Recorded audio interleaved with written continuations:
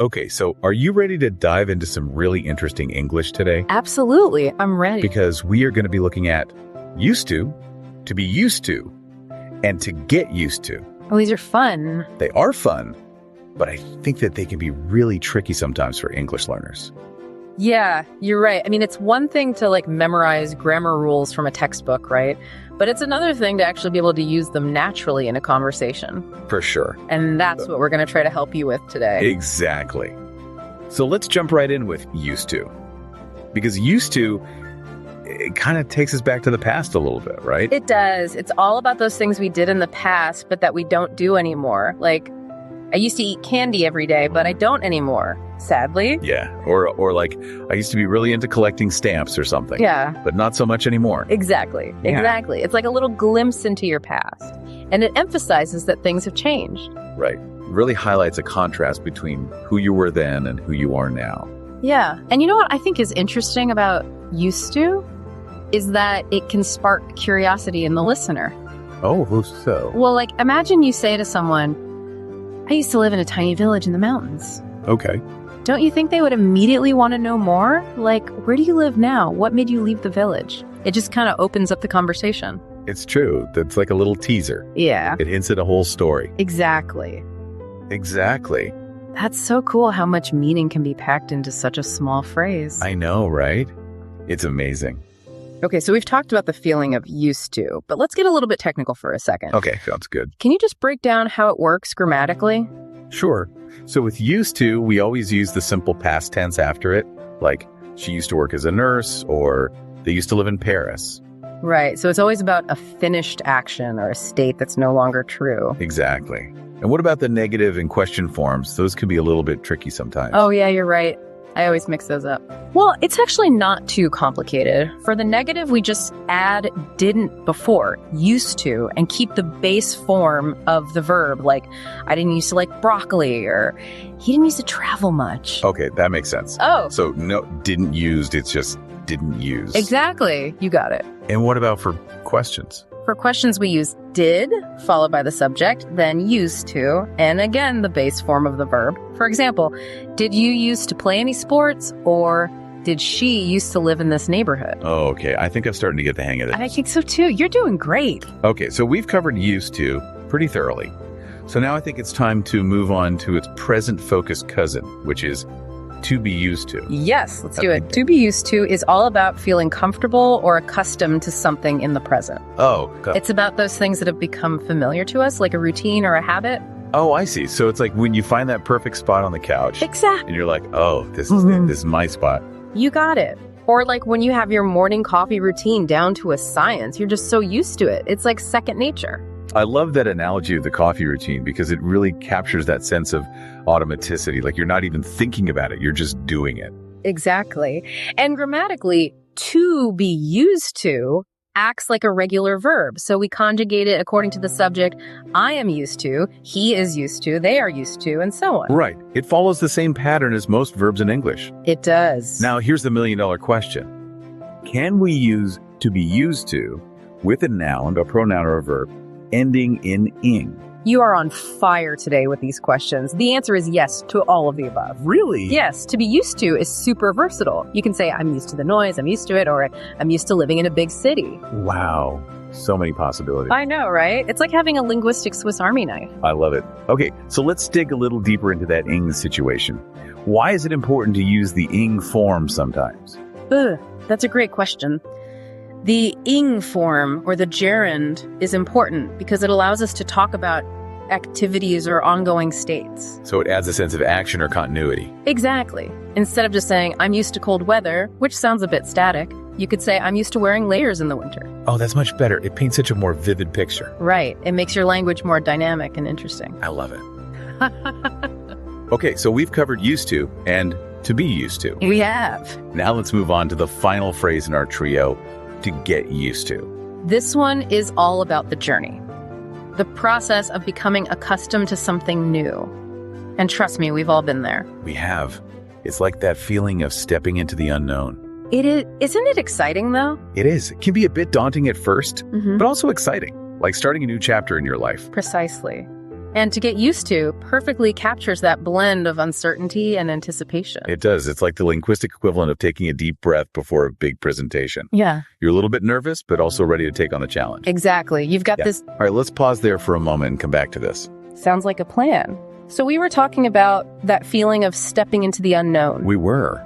It's like when you move to a new city and you don't know anyone.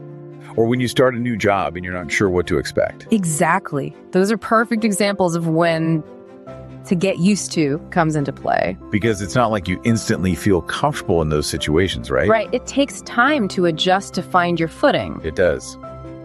You have to get used to a whole new routine, a whole new environment. And that's what that phrase so beautifully captures, that process of adaptation. It's like you're saying, okay, this is new. This is different. It might even be a little bit challenging, but I'm willing to give it a go. Precisely. It's about embracing the unknown and trusting that you'll eventually find your way. And I think that requires a certain level of flexibility, don't you? Absolutely. Because sometimes getting used to something means letting go of old habits or expectations. That's so true. I remember when I first started learning how to meditate, my mind racing a mile a minute that I could barely sit still for 5 minutes. Oh, I can relate to that. It's not easy to quiet the mind. It's not. Yeah. But with practice, I gradually got used to the silence. I learned to observe my thoughts without getting carried away by them. There you go. You see, you got used to it. I did, and it was such a rewarding experience. That's amazing. I love hearing about those aha moments. Me too. Okay, so we've talked about the feeling of to get used to, but can you remind us how it works grammatically? Sure thing.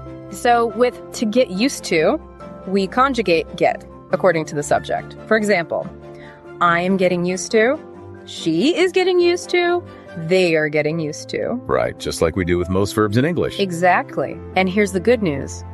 We can use to get used to with a noun, a pronoun, or a verb ending in ing. So just like with to be used to. You got it. It's all about flexibility and expressing yourself in different ways. Okay, that makes perfect sense. Yeah. But now I have a burning question. I live for burning questions.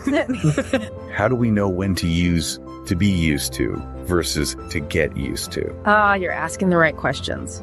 It all comes down to one key distinction. And what's that? To be used to implies that you're already comfortable with something, while to get used to suggests that you're still in the process of adapting. Oh, I see. So it's like a spectrum of familiarity. Exactly. Think of it like this. If you say, I am used to the sound of traffic outside my window, it means that it doesn't bother you anymore. You've become accustomed to it. But if you say, I am getting used to the sound of traffic outside my window, it means that it's still a bit jarring. It's something you're still adjusting to. Oh, that makes so much sense now. I'm glad to hear it. So it's all about identifying where you are on that spectrum of adaptation. Precisely. This is mind-blowing. I never realized how much nuance there is to these phrases. That's the beauty of language, though, isn't it? There's always more to discover. There is. And I have a feeling our exploration isn't over yet. You're right about that. We've covered a lot of ground, but now it's time to see these phrases in action in the real world. Are we going on a field trip?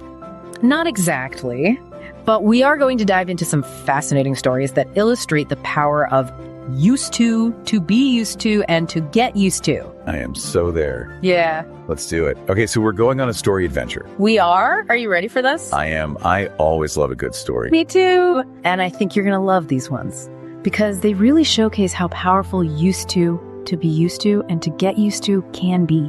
Okay, I'm intrigued. Tell me more. So I came across this really incredible story about a man who spent years traveling the world. Wow, what a dream. I know, right? It's like something out of a movie. But here's the thing. He was so used to being on the move that when he finally settled down in one place, he felt completely lost. Oh, wow. I could see how that would happen. It's like his whole identity was built around traveling. Exactly. And he talked about how he used to wake up every morning in a new city, surrounded by new sights, sounds, and smells. That's incredible. Just imagine the freedom. I know. But then he fell in love, got married, and decided to put down roots. Ah. Yeah, it was a big change for him. It must have been. So how did he adjust? Well, it wasn't easy at first. He talked about how he felt restless, like he was missing out on something by staying in one place. That makes sense. Yeah. It's like his whole world had shrunk. Exactly. But then he started to explore his new city. He joined a hiking club, took cooking classes, and even volunteered at a local community garden. That's wonderful. It sounds like he was really trying to create a new sense of belonging. He was, and gradually he started to feel more at home. He even said, "I'm getting used to having a routine now. I kind of like it." That's so great to hear. It just goes to show that even the biggest changes, we can adapt and we can find a new normal. Absolutely. And sometimes that new normal can be even more rewarding than the old one. I love that message of hope. Me too. Okay, so are you ready for another story? Hit me with it. All right, this one is about a woman who decided to learn a new language later in life. Oh, wow. I admire that. Learning a new language as an adult can be so challenging. It can be, but she was determined. She said, "I'm tired of feeling like I'm missing out on half the conversation." I love her spirit. So what language did she choose? She decided to learn Italian. She had always dreamed of visiting Italy, and she wanted to be able to experience the country and its culture to the fullest. That's amazing. So how did she go about it? Well, she started by taking online classes and listening to Italian music and podcasts. It's a good way to immerse yourself. Exactly. And she even started speaking Italian with a language partner online. That's so smart. There's nothing like practicing with a native speaker. You're telling me. So at first she struggled. She felt self-conscious about her accent, and she often got her words mixed up. But she kept at it. That's the key, isn't it? Persistence. It is. And over time, she started to get used to the sounds and rhythms of Italian. That's so cool how our brains can adapt to new languages. It is amazing. And she said that as she became more fluent in Italian, she started to see the world in a whole new way. That's incredible. It's like learning a new language opens up new ways of thinking and being. Precisely. And that's what I love about these phrases, used to be used to, and to get used to. They remind us that change is a natural part of life, and that we have the power to adapt and grow in ways we never thought possible. That's a beautiful thought to end on. And on that note, I think it's time for us to wrap up this incredible deep dive into the world of used to.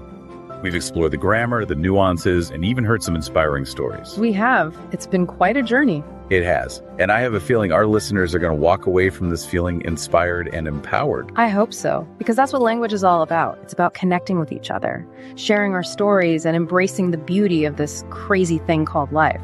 Beautifully said. And on that note, until next time, keep exploring, keep learning, and keep using those amazing English skills. And who knows? Maybe we'll feature your story on the next episode. Thank you for joining us today on English Learning Podcast. I want to congratulate you for taking the time to improve your English. Every step counts, so keep moving forward and don't stop. If you enjoyed this content and want to learn more, make sure to subscribe and hit the like button so we can keep creating videos like this. Let us know in the comments what level of English you're at and what topics you'd like us to cover in the next episode. Also, check out the links in the description for additional resources to help you keep advancing. See you in the next video. And remember, English Learning Podcast is here to help you reach your English goals. Keep learning.